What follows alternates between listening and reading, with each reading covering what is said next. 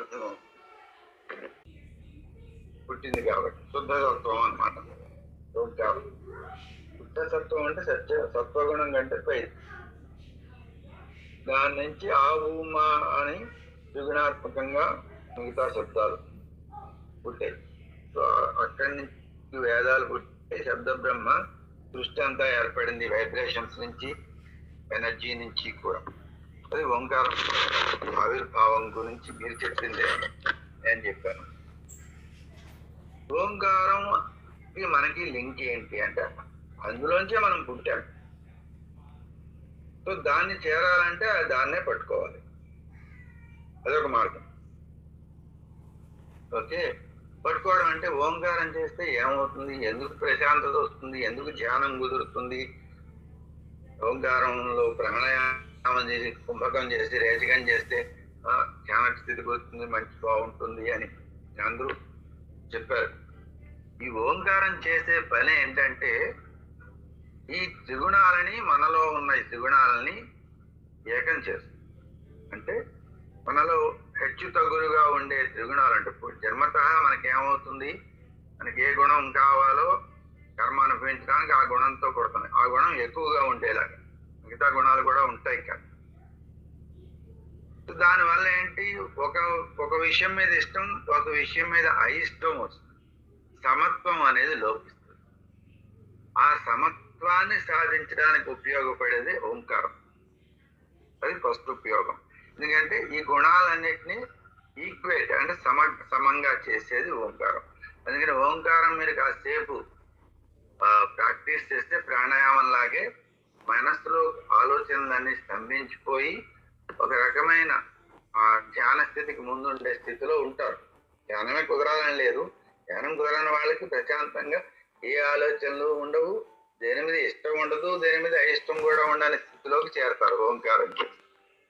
అది ఓంకారానికి ఒక లింక్. అది క్లియర్ గా ఉందా? ఉంది సార్. అర్థం కాకపోతే అర్థం కాలేదని చెప్పచ్చు సార్. మళ్ళీ ఒకసారి చెప్తారా సార్? రకరకాల ఉద్వేగాలతో ఉంటాం, ఎమోషన్స్ అన్నమాట. వీటిని ఎందుకు వస్తాయి? గుణాల వల్ల వస్తాయి. ఈ గుణాలకి మూల స్థానం ఓంకారం అన్నమాట. గుణాలు త్రిగుణాత్మకంగా ఉండేది సృష్టి, త్రిగుణాలకి పైన ఉండేది ఓంకారం. గుణాలకి పైన పరమాత్ముడికి కింద దైవీ ప్రకృతి ఎలా ఉంటుందో ఈ ఓంకారం కూడా అదే స్థితిలో ఉంటుంది.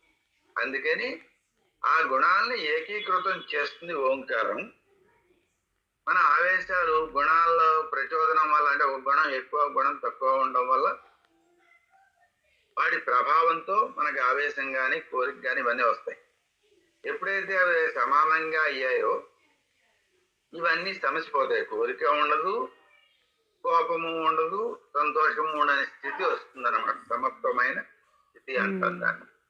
సో అది ఓంకారం చేయడం వల్ల టెంపరీగా సిద్ధిస్తుంది.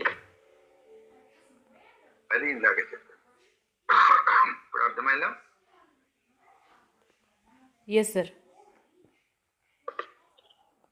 అంటే అలాంటి కాసేపు కూర్చుని ఓంకారం చేస్తే చేయమంటారు. అటైతే చెయ్యమనటం లేదు, చేస్తే ఏమవుతుందో చెప్తాను. నేనేమి జ్ఞానబోధ చేయను, ఉపదేశం కాదు, విశ్లేషణ చేసుకుంటున్నాం. మీ అనుభవాలు మీరు దాన్ని బట్టి చేసుకోవచ్చు. ఏది ఎందుకు చేస్తున్నామో తెలిస్తే, ఏది ఎప్పుడు అవసరమో అప్పుడు అనిపించినప్పుడు చేస్తాం, ఏదో అవసరమైనప్పుడు అది చూస్తుంది అన్నమాట. రెండోది, శరీరంలో ఏ చక్రం మీద అయినా ధ్యానం చేయొచ్చు. చక్రాల గురించి తెలిసిన వాళ్ళకి ఆ చక్రం ఓపెన్ అవుతుంది. జస్ట్ కాన్సన్ట్రేట్ చేస్తే మెల్లమెల్లగా కొన్నాళ్ళకి ఆ చక్రం ఓపెన్ అయ్యి అది ఫంక్షన్